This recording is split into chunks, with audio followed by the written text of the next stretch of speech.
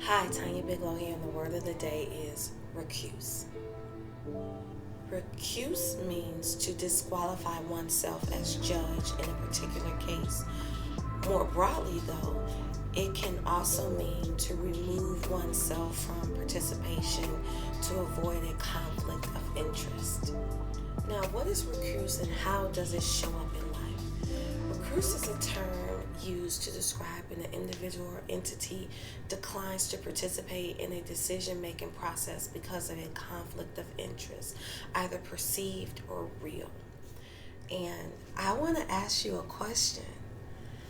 How many of you have something that you really want to do, but your limiting beliefs and your internal dialogue stops you from moving forward on that want or that goal?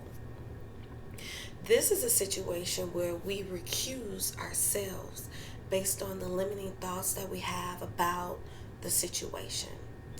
So if we look at a limiting belief, we may ask, well, what is a limiting belief? A limiting belief is any belief that limits or restricts us from achieving our goals, following our dreams, or leading a fulfilling life. And I want to ask you, what do you want to do that you're currently not doing because you don't think that you can do? Who do you want to be in the world? Now, what beliefs do you have about yourself that's stopping you from taking action and moving towards becoming what you want to be in the world? So how do we move from being stopped by our limiting beliefs to moving towards the goals and dreams that we want? Well, the ultimate goal is to learn how to avoid setbacks when it's time to make a decision. You see, making decisions can oftentimes be very daunting, but it doesn't have to be.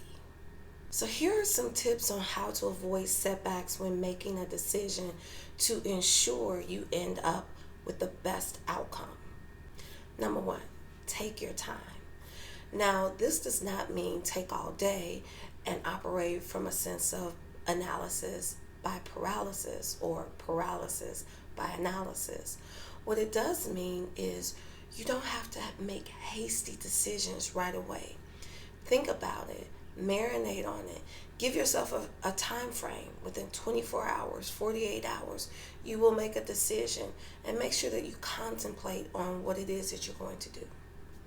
Number two, get input from other people, and other people meaning professionals. You don't want to ask just anybody their opinions, because an opinion is just like a body part. Everybody has one. So you want to make sure that the input you get is from a reliable source, or a source that you can depend on and trust. Number three, consider all angles before deciding something is right or wrong. Hey, listen, there are multiple ways to get from where you are to where you want to be. And all of them could work. But what you want to do is make sure that you choose the one that's right for you. Number four, know when to walk away from a bad deal or plan of action. Listen, it is okay to say, this is not good, and I'm going to abandon this course of action. There is nothing wrong with saying no to an idea that will create more harm than it would good. And there you have it, ladies and gentlemen. We talked today about recruits.